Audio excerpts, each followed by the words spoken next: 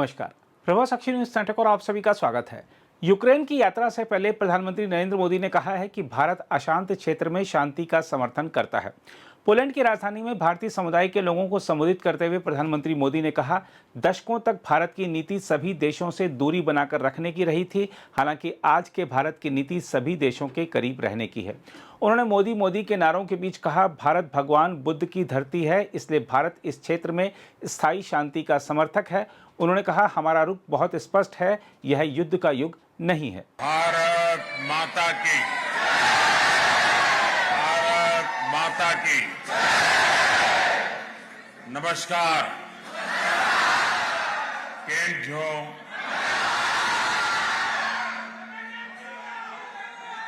वणक्कम, सत श्री अकाल, जिन दोबरे।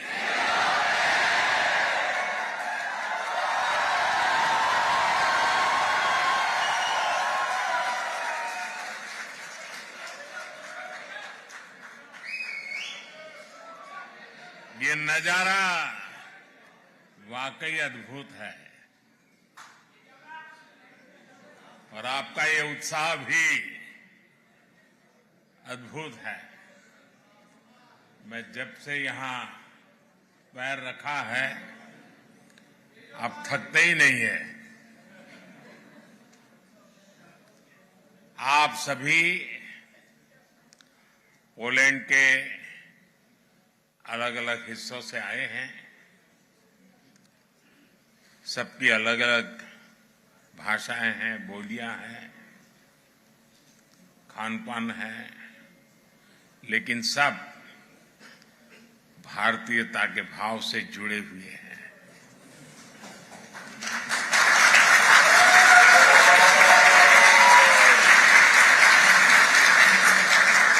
आपने यहां इतना शानदार स्वागत किया है।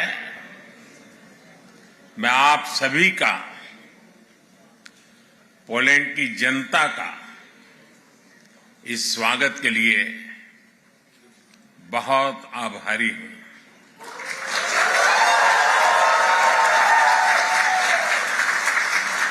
साथियों, पिछले एक हफ्ते से भारत के मीडिया में आप ही लोग छाए हुए हैं।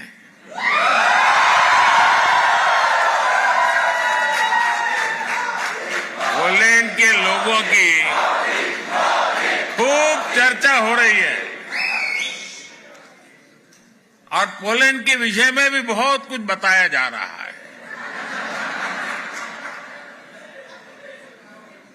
और एक हेडलाइन और भी चल रही है और मीडिया में बताया जा रहा है कि 45 साल बाद भारत का कोई प्रधानमंत्री पोलैंड आया है।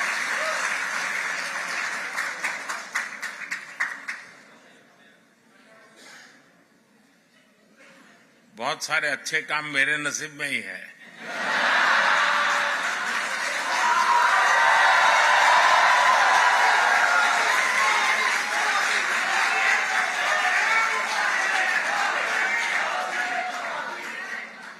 कुछ महीने ही पहले मैं ऑस्ट्रिया गया था। वहां भी 4 दशक बाद भारत का कोई प्रधानमंत्री वहां पहुंचा था।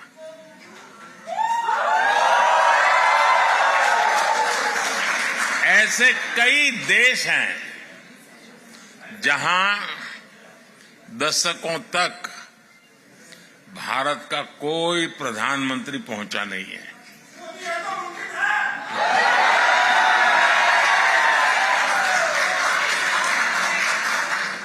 लेकिन अब परिस्थितियां दूसरी है। दशकों तक भारत की नीति थी कि सारे देशों से समान दूरी बनाए रखो।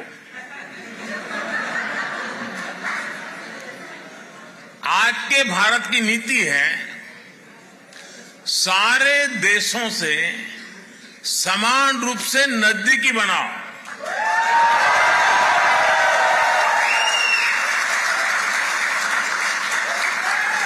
आज का भारत सबसे जुड़ना चाहता है। आज का भारत सबके विकास की बात करता है। आज का भारत सबके साथ है, सबके हित की सोचता है।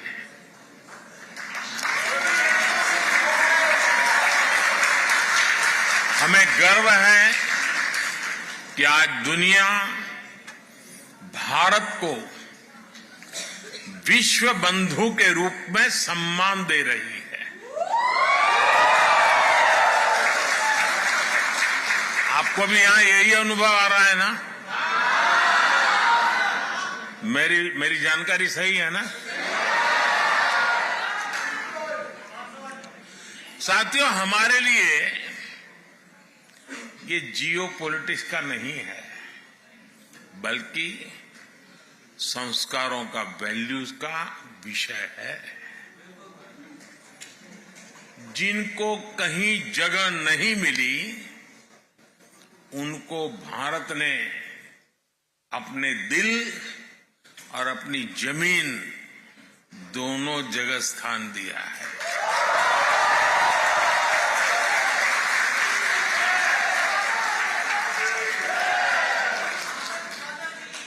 ये हमारी विरासत है, जिस पर हर भारतीय गर्व करता है।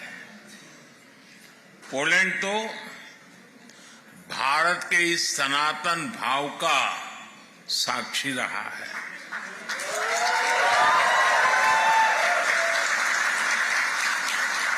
हमारे जाम साहब को आज भी पोलैंड में हर कोई दोबरे यानी गुड महाराजा के नाम से जानता है।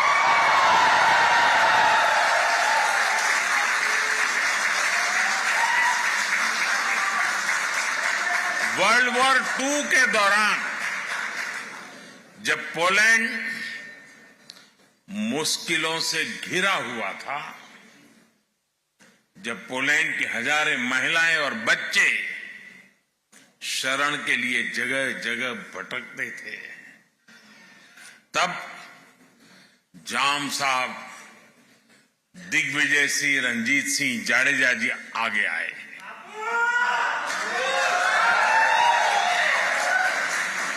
उन्होंने पुलिस महिलाओं और बच्चों के लिए एक विशेष कैंप बनवाया था।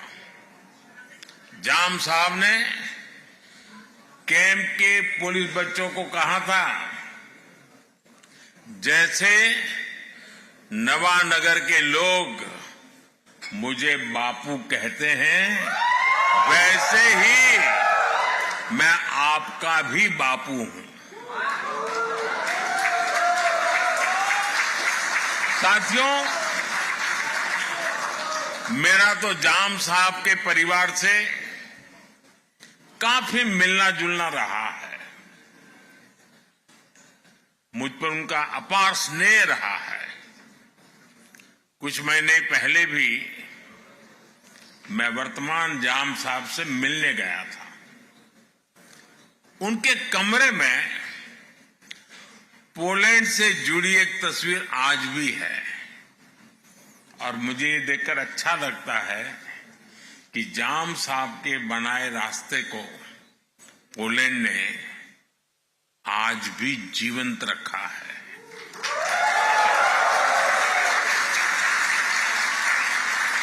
दो दशक पहले जब गुजरात में भीषण भूकंप आया था, तो जामनगर भी उसकी चपेट में आ गया था। तब पोलैंड सबसे पहले मदद के लिए पहुंचने वाले देशों में से एक था।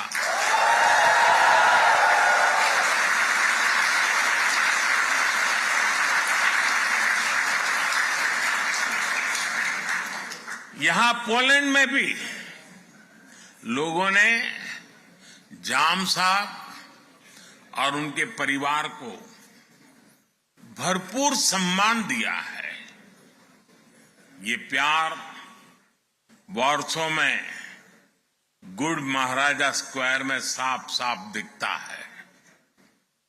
कुछ देर पहले मुझे भी दोबरे महाराजा मेमोरियल और कोल्हापुर मेमोरियल के दर्शन का सौभाग्य मिला है। इस अविस्मरणीय घड़ी में मैं एक जानकारी भी आपको देना चाहता हूं। भारत जाम साहब मेमोरियल यूथ एक्सचेंज प्रोग्राम शुरू करने जा रहा है।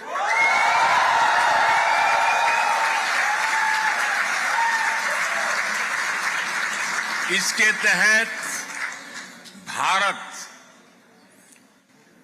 20 पोलिश युवाओं को हर साल भारत आने के लिए आमंत्रित करेगा।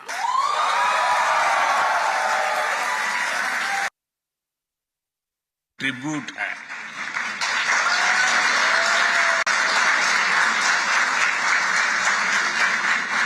महाराष्ट्राच्या नागरिकांच्या आणि मराठी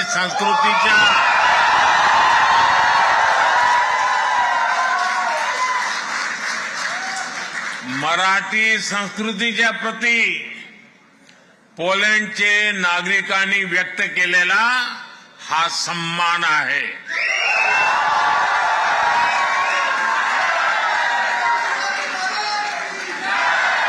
मराठी संस्कृतीत मानव धर्म आचरणाला सर्वात अधिक प्राधान्य आहे। छत्रपति शिवाजी महाराज की प्रेरणा से कोल्हापुर की रॉयल फैमिली ने बलिवड़े में पोलैंड की महिलाओं और बच्चों को शरण दी थी। वहां भी एक बहुत बड़ा कैंप बनाया गया था। पोलैंड की महिलाओं और बच्चों को कोई तकलीफ ना हो, इसके लिए महाराष्ट्र के लोगों ने दिन रात एक कर दिया था।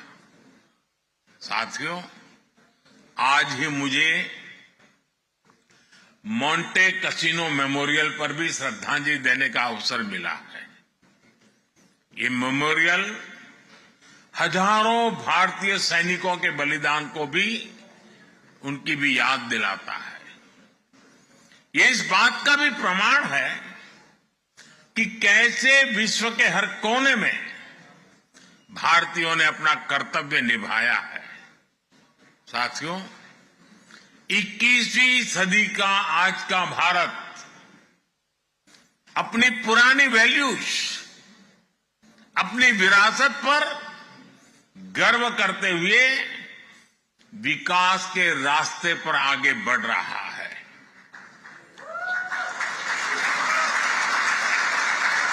आज दुनिया भारत को उन खूबियों के कारण जानती है जिसे भारतीयों ने सारी दुनिया के सामने साबित करके दिखाया है। हम भारतीयों को एफर्ट्स, एक्सेलेंस और एम्पैथी के लिए जाना जाता है।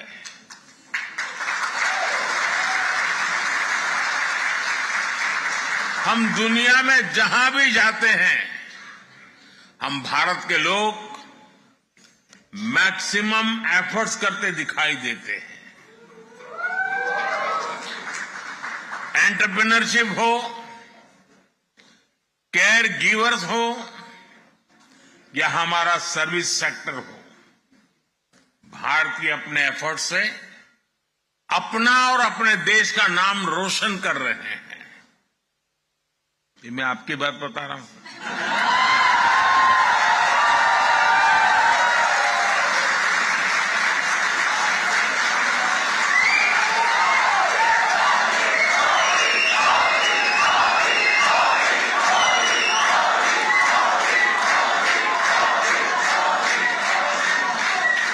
आपको लगता होगा कि मैं किसी तीसरे देश की बात कर रहा हूं।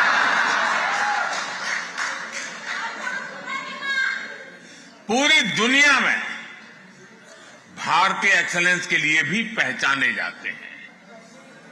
आईटी सेक्टर हो या भारत के डॉक्टर्स हो, सभी अपने एक्सेलेंस से छाए हुए हैं।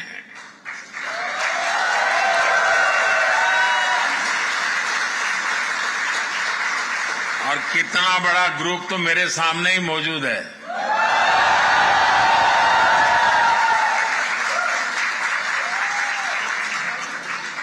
साथियों, हम भारतीयों की एक पहचान एम्पैथी भी है। दुनिया के किसी देश में संकट आए, भारत पहला देश होता है जो मदद के लिए हाथ बढ़ाता है।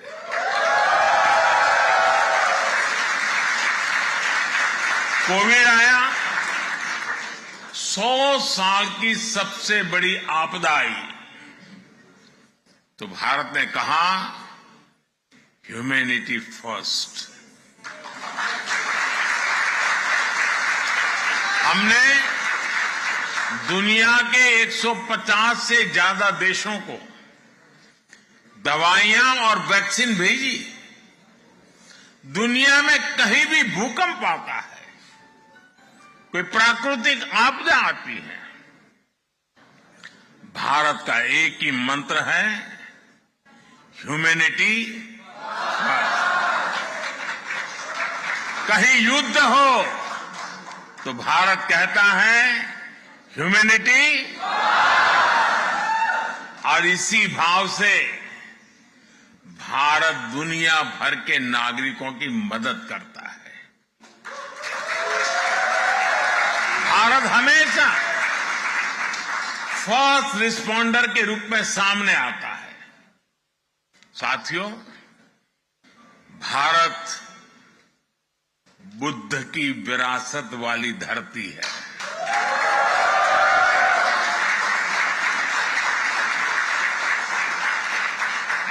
और जब बुद्ध की बात आती है तो जो युद्ध नहीं, शांति पर विश्वास करती है।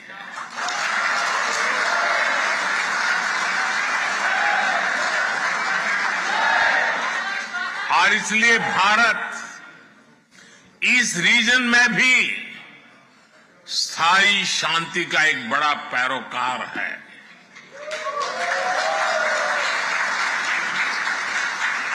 भारत का मत एकदम साफ है,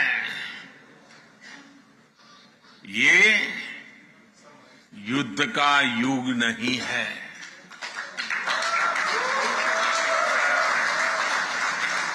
ये उन चुनौतियों से निपटने के लिए एकजुट होने का समय है, जिनसे मानवता को सबसे बड़े खतरे हैं। इसलिए भारत डिप्लोमेसी और डायलॉग पर बल दे रहा है। साथियों, जिस प्रकार आपने यूक्रेन में फंसे हमारे बच्चों की मदद की, वो भी हम सभी ने देखा है।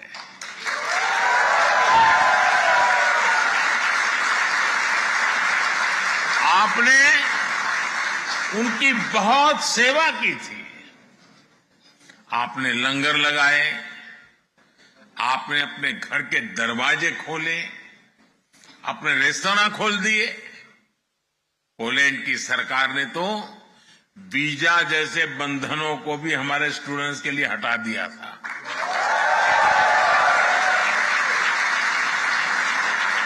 यानी पोलैंड ने पूरे मन से हमारे बच्चों के लिए दरवाजे खोल दिए थे।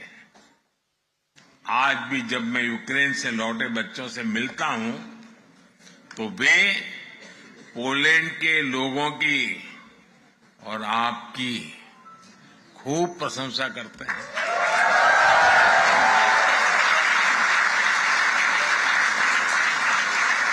और इसलिए आज मैं यहां 140 करोड़ भारतीयों की तरफ से आप सभी का, पोलैंड के लोगों का अभिनंदन करता हूं। मैं आपको सैल्यूट करता हूं।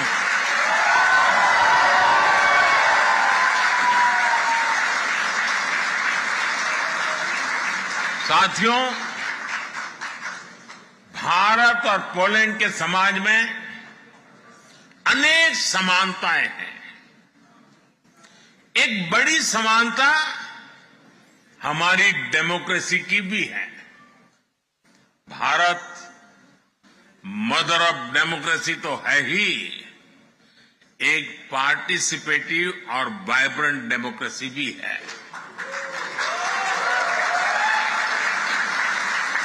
भारत के लोगों का डेमोक्रेसी पर अटूट भरोसा है।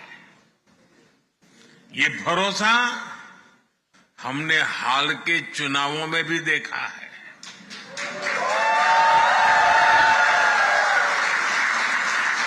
ये इतिहास के सबसे बड़े चुनाव थे। अभी यूरोपियन यूनियन के भी चुनाव हुए हैं। इसमें करीब 180 मिलियन वोटर्स ने वोट डाले।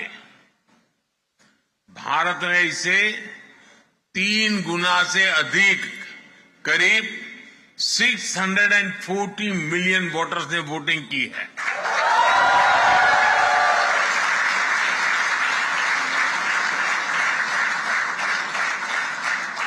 भारत के इन चुनावों में हजारों पॉलिटिकल पार्टी ने हिस्सा लिया। करीब 8,000 कैंडिडेट्स मैदान में थे। 5 मिलियन से ज्यादा वोटिंग मशीन्स, 1 मिलियन से ज्यादा पोलिंग स्टेशंस, 15 मिलियन से ज्यादा कर्मचारी। इस स्केल का मैनेजमेंट, इतनी एफिशिएंसी और चुनाव पर इस लेवल का ट्रस्ट, ये भारत की बहुत बड़ी ताकत है।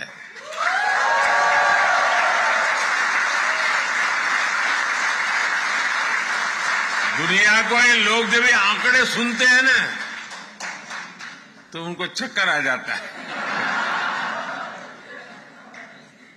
साथियों, हम भारतीय डायवर्सिटी को जीना भी जानते हैं, सेलिब्रेट करना भी जानते हैं।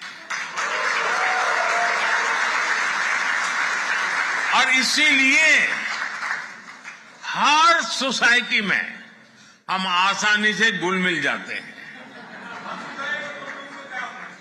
पोलैंड में तो भारत के बारे में जानने, समझने और पढ़ने की एक पुरानी परंपरा रही है। ये हमें यहां की यूनिवर्सिटीज में भी देखने को मिलता है। आप में से काफी लोग वॉर्सो यूनिवर्सिटी की मेन लाइब्रेरी में गए होंगे। वहां भगवद गीता के, उपनिषदों के आदर्श वाक्य हम सबका स्वागत करते हैं।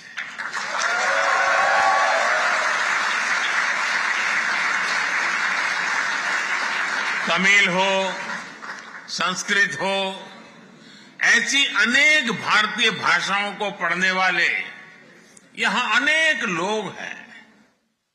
यहां की बेहतरीन यूनिवर्सिटीज में इंडिया स्टडीज से जुड़ी चेयर्स है।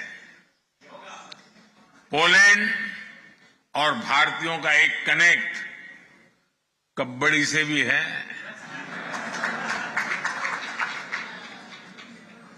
आप भी जानते हैं, भारत में गांव-गांव में कबड्डी खेली जाती है। भारत से ये खेल पोलैंड पहुंचा है और पोलैंड के लोगों ने कबड्डी को नई ऊंचाई पर पहुंचा दिया है। पोलैंड लगातार 2 सालों तक यूरोपियन कबड्डी चैंपियन रहा है।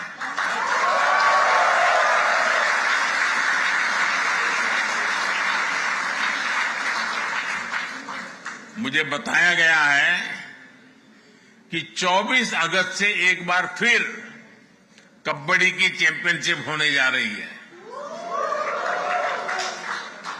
और पहली बार पोलैंड इसकी मेजबानी कर रहा है।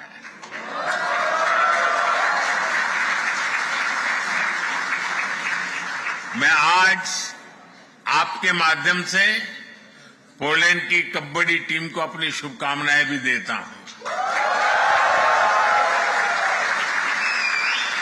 साथियों, आपने कुछ दिन पहले ही यहां आजादी का उत्सव मनाया है। आजादी के आंदोलन के समय हमारे स्वतंत्रता सेनानियों ने समृद्ध भारत का सपना देखा था। आज हर भारतीय उस सपने को साकार करने के लिए जी तोड़ मेहनत कर रहा है। भारत ने लक्ष्य तय किया है कि 2047 तक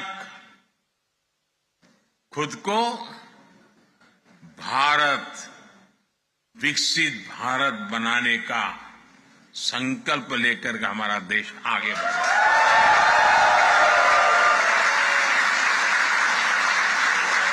इसलिए आज का भारत अभूतपूर्व स्केल, स्पीड और सॉल्यूशंस पर काम कर रहा है।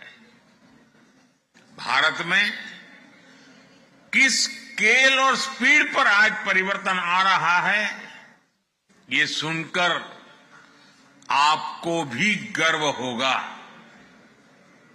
सुनाऊं?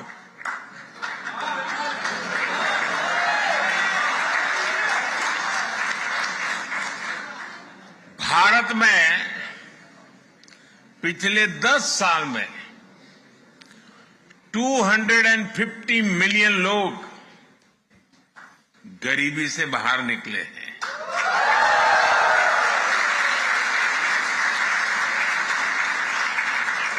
और 250 मिलियन मतलब ये संख्या फ्रांस, जर्मनी और यूके की टोटल पॉपुलेशन से भी ज्यादा है।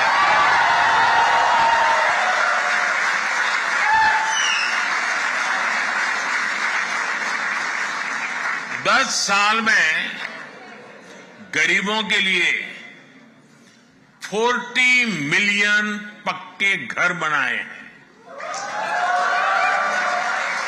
और हम 30 मिलियन और घर बनाने वाले हैं। और अगर पोलैंड में आज 14 मिलियन हाउस होल्ड है तो हमने सिर्फ एक दशक में करीब 3 नए पोलैंड बसाए हैं।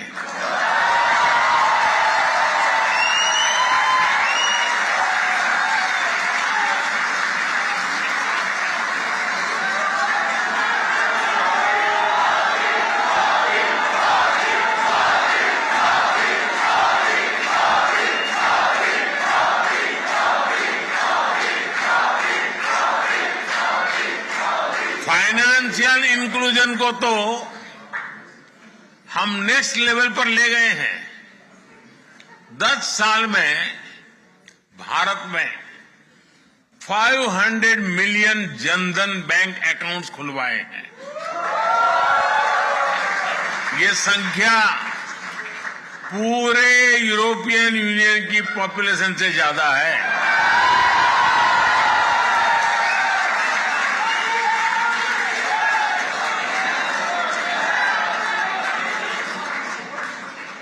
यूरोपियन यूनियन की पॉपुलेशन के बराबर ही हर रोज भारत में यूपीआई से डिजिटल ट्रांजैक्शन होता है।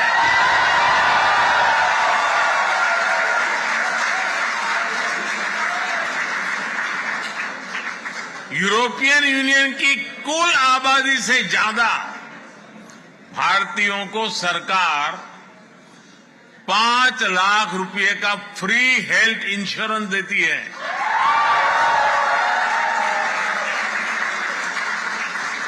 पिछले एक दशक में भारत में ब्रॉडबैंड यूजर्स की संख्या भी 60 मिलियन से बढ़कर 940 मिलियन से ज्यादा हो चुकी है। यानी यूरोप और यूएसए की पॉपुलेशन को मिला दे करीब उतने लोग आज भारत में ब्रॉडबैंड का यूज करते हैं। बीते दशक में करीब 7 lakh kilometre 7 lakh kilometre optical fibre बिछाया गया है। ये हमारी पृथ्वी के चारों ओर 70 बार चक्कर लगाने जितना है।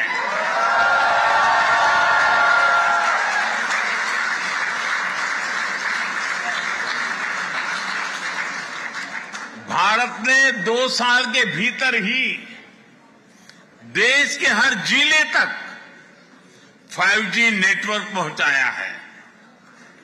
अब हम made in India 6G network पर काम कर रहे हैं।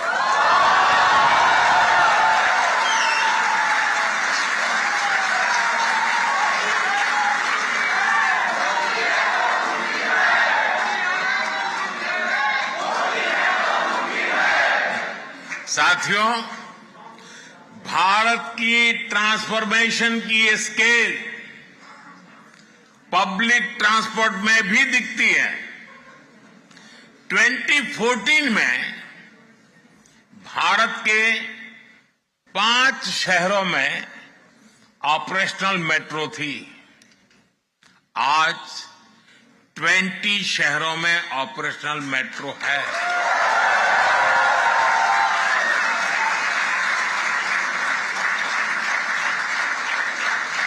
पोलैंड की 1/3 पॉपुलेशन जितने लोग आज रोजाना मेट्रो ट्रेन से सफर करते हैं।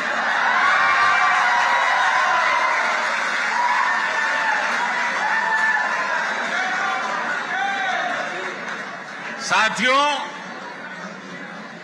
भारत जो भी करता है वो नया रिकॉर्ड बन जाता है, इतिहास रच जाता है।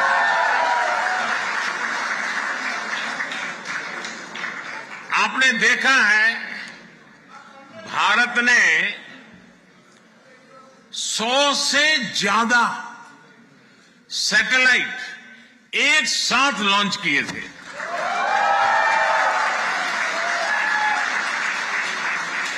ये भी अपने आप में एक रिकॉर्ड है। अभी 2 दिन बाद 23 अगस्त को ही नेशनल स्पेस डे है। आप भी जानते हैं, याद है ना? क्या याद है?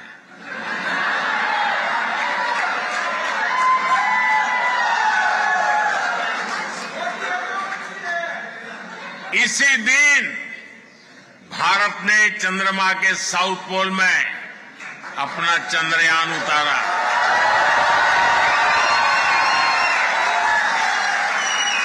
जहां कोई देश नहीं पहुंच पाया, वहां भारत पहुंचा है और उस स्थान का नाम है, उस स्थान का नाम है, उस स्थान का नाम है भारत। दुनिया का तीसरा बड़ा स्टार्टअप इकोसिस्टम है।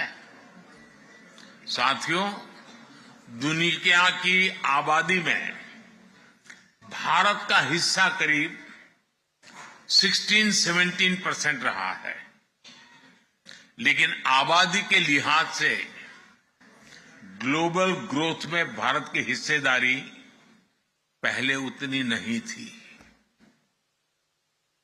अब स्थितियां तेजी से बदल रही है।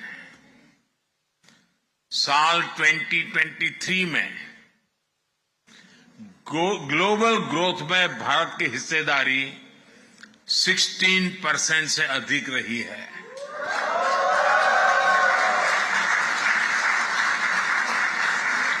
आज दुनिया की हर एजेंसी, हर संस्था भारत के शानदार फ्यूचर की भविष्यवाणी कर रही है। और ये एस्ट्रोलॉजर नहीं है, ये आंकड़ों के हिसाब से हिसाब लगाते हैं, जमीनी हकीकतों के आधार पर हिसाब लगाते हैं। अब भारत दुनिया की तीसरी बड़ी इकोनॉमी बनने से ज्यादा दूर नहीं है।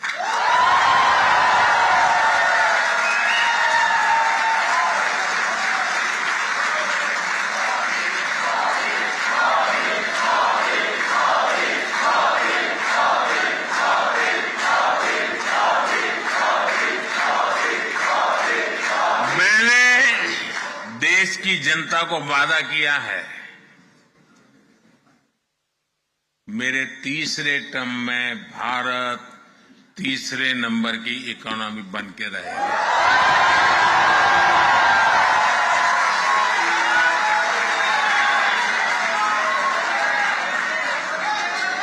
आने वाले वर्षों में दुनिया भारत का जबरदस्त आर्थिक उभार देखने जा रही है। नेस्कॉम का अनुमान है कि अपने डिजिटल इंफ्रास्ट्रक्चर के कारण भारत इस दशक के अंत तक $1 ट्रिलियन की इकोनॉमी बन जाएगा।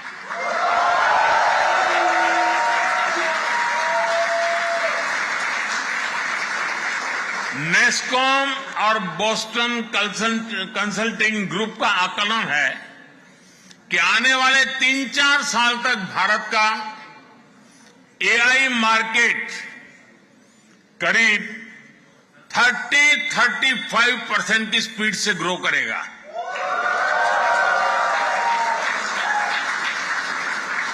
यानी भारत को लेकर एक अभूतपूर्व पॉजिटिविटी चारों तरफ नजर आ रही है।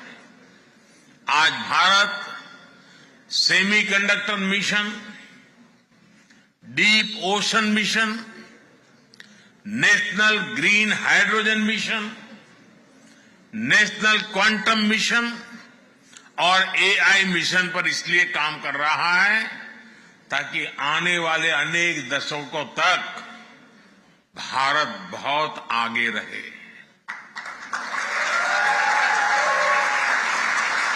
Bharat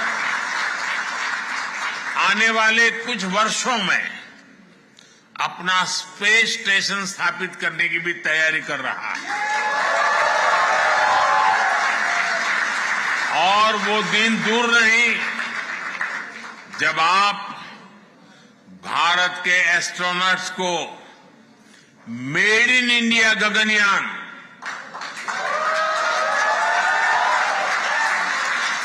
made in India Gaganyaan से अंतरिक्ष में जाते हुए देखेंगे।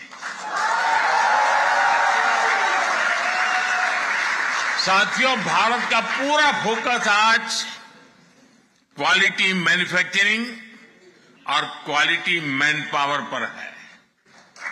ये दो ऐसी चीजें हैं जो ग्लोबल सप्लाई चेन के लिए बहुत आवश्यक है।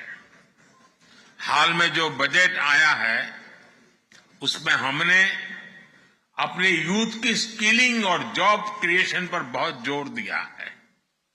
यहां बहुत बड़ी संख्या में हमारे नौजवान पढ़ाई के लिए आए हैं। हम भारत को भी एजुकेशन, रिसर्च और इनोवेशन का एक बहुत बड़ा सेंटर बनाने में जुटे हैं। साथियों, टेक्नोलॉजी हो, मेडिकल केयर हो, एजुकेशन हो, हर सेक्टर में दुनिया के लिए एक स्किल्ड मैन पावर बनाने का बीड़ा भारत ने उठाया है। मैं आपको हेल्थ सेक्टर का एक उदाहरण दूंगा। पिछले 10 सालों में हमने भारत में 300 से ज्यादा नए मेडिकल कॉलेज बनाए। पिछले 10 साल में भारत में मेडिकल सीट्स बढ़कर अब 2 गुनी हो चुकी है। 10 साल में डबल। इन 10 सालों में हमने अपने मेडिकल सिस्टम में 75,000 नई सीटें जोड़ी है। अब आने वाले 5 सालों में हम मेडिकल की 75,000 नई सीटें और जोड़ने का लक्ष्य लेकर चल रहे हैं। इससे क्वालिटी हेल्थ सर्विस प्रोवाइडर के रूप में भारत की भूमिका और मजबूत होगी। और हमारा तो दुनिया को एक ही संदेश है, वो दिन दूर नहीं, हम कहेंगे हील इन इंडिया।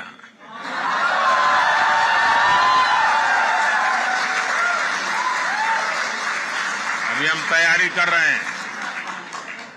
साथियों, इनोवेशन और यूथ भारत और पोलैंड दोनों के देशों की विकास के ऊर्जा देने वाले हैं। आज मैं एक बड़ी खुशखबरी लेकर आपके बीच आया हूं। भारत और पोलैंड दोनों देशों ने आपस में एक सोशल सिक्योरिटी एग्रीमेंट पर सहमति बना ली है।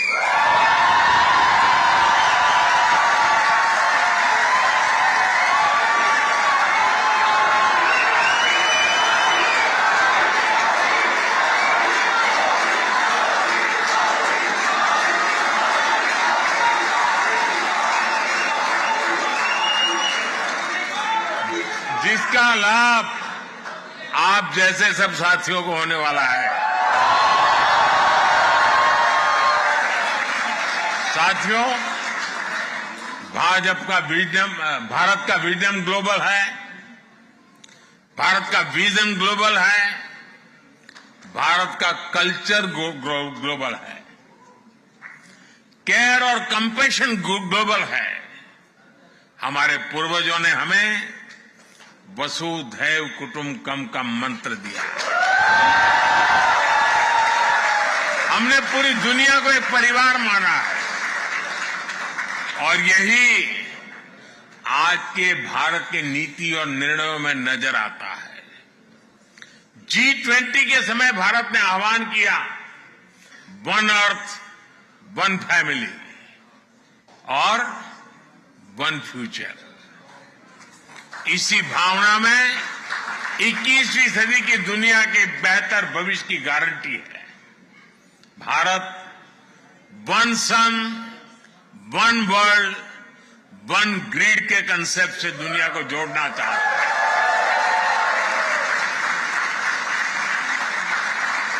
ये भारत ही है जो वन अर्थ वन हेल्थ को स्वस्थ दुनिया की गारंटी मानता है। वन हेल्थ यानी होलिस्टिक वेलबीइंग पर हमारा फोकस होना चाहिए, जिसमें हमारे एनिमल्स हो, पेड़ पौधे भी हो, सबकी हेल्थ पर ध्यान दिया जाए। आज जिस तरह की स्थितियां हम देख रहे हैं, उसमें वन हेल्थ का सिद्धांत और जरूरी हो गया है।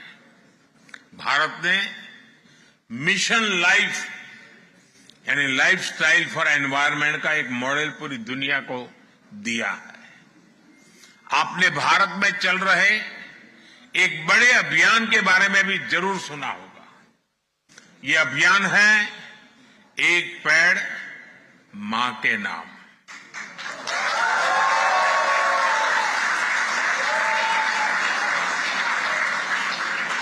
करोड़ों भारतवासी आज अपनी जन्मदाता मां के नाम पर पेड़ लगा रहे हैं और इससे धरती मां की भी रक्षा हो रही है।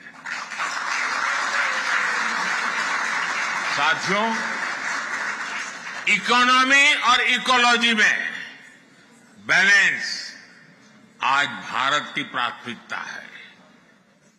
ये भारत ही है जो डेवलप्ड नेशन और नेट जीरो नेशन, ये दोनों संकल्प एक साथ लेकर आगे बढ़ रहा है।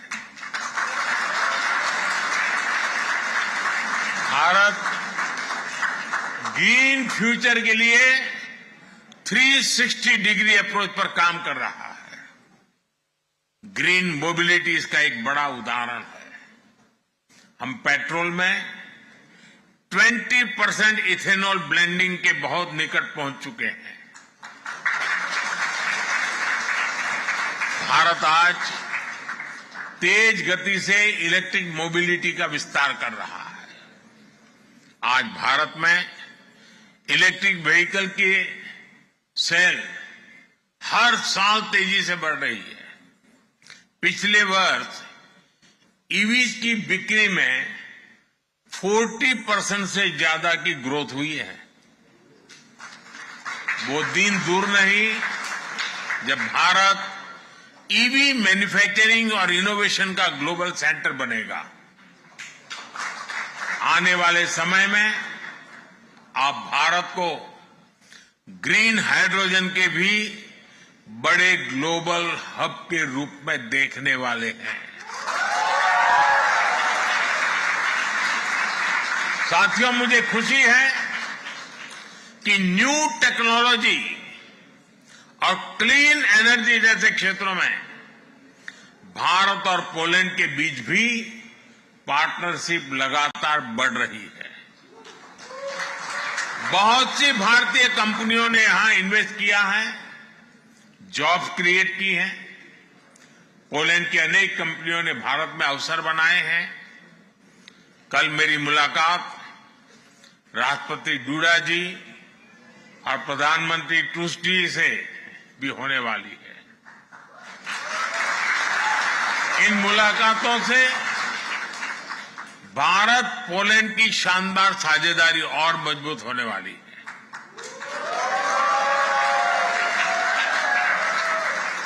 प्रधानमंत्री टूस्क तो भारत के बहुत अच्छे मित्र हैं। जब वे यूरोपियन काउंसिल के अध्यक्ष थे तब भी मेरी कई बार उनसे मुलाकात हो चुकी है। साथियों, आज का भारत एक स्वर, एक भाव से एक विकसित भविष्य लिखने में जुटा है।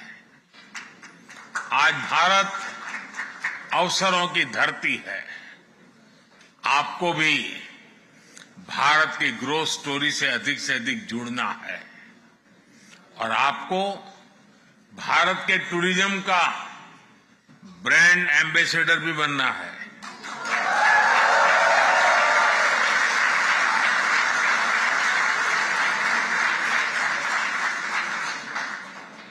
मतलब क्या करेंगे? सोशल मीडिया पे खुद की तस्वीर लगा करके रखेंगे, ताजमहल के सामने बैठेंगे। ब्रांड एम्बेसडर का मतलब है कि आपको हर वर्ष हर एक को कम से कम 5 पुलिस परिवारों को भारत देखने के लिए भेजना है।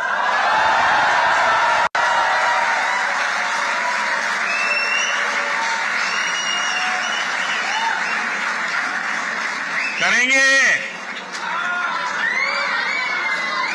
इतना तो होमवर्क देना चाहिए ना मुझे।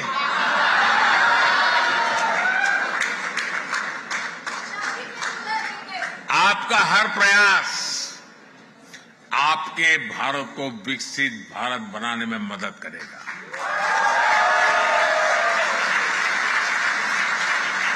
साथियों, एक बार फिर यहां आने के लिए, इस शानदार स्वागत के लिए मैं आप सभी का आभार व्यक्त करता हूं।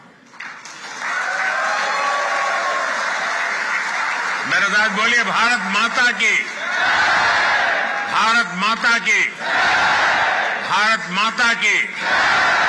बहुत बहुत धन्यवाद। हम आपको यह भी बता दें कि प्रधानमंत्री नरेंद्र मोदी ने पोलैंड की राजधानी में गुड महाराजा स्क्वायर पर एक पोलिश भारतीय स्मारक पर श्रद्धांजलि अर्पित की। पोलैंड की राजधानी में जामनगर के दिवंगत महाराजा की स्मृति में यह स्मारक बनाया गया है।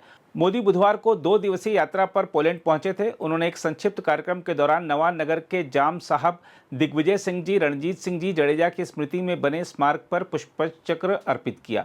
हम आपको बता दें कि इस स्मारक का अनावरण अक्टूबर 2014 में वारसा के ओचोटा जिले के गुड महाराजा स्क्वायर में किया गया था। इसमें शिलालेखों के साथ एक छोटा ईंट का स्तंभ शामिल है। भारतीय दूतावास की वेबसाइट के अनुसार पोलैंड में 8 प्राथमिक और माध्यमिक विद्यालयों का नाम जाम साहब के नाम पर रखा गया है, जिन्हें पोलैंड में गुड महाराजा के नाम से जाना जाता है। महाराजा ने 1942 में नाजी जर्मनी और सोवियत रूस द्वारा पोलैंड पर कब्जे के बाद युद्धग्रस्त कब्जे वाले पोलैंड और सोवियत शिविरों से लगभग 1000 पोलिश बच्चों को शरण प्रदान की थी। इसमें कहा गया है कि जीवित बचे पोलिश बच्चों ने पोलिश एसोसिएशन का गठन किया है, जिसकी बैठक हर साल पोलैंड के किसी प्रमुख शहर में होती है। अगर आप भी लेना चाहते हैं देश दुनिया की तमाम जानकारी तो आज ही सब्सक्राइब करें हमारे चैनल को। साथ ही नीचे दिए बेल आइकन को जरूर दबाएं ताकि हर अपडेट आप तक पहुंच सके।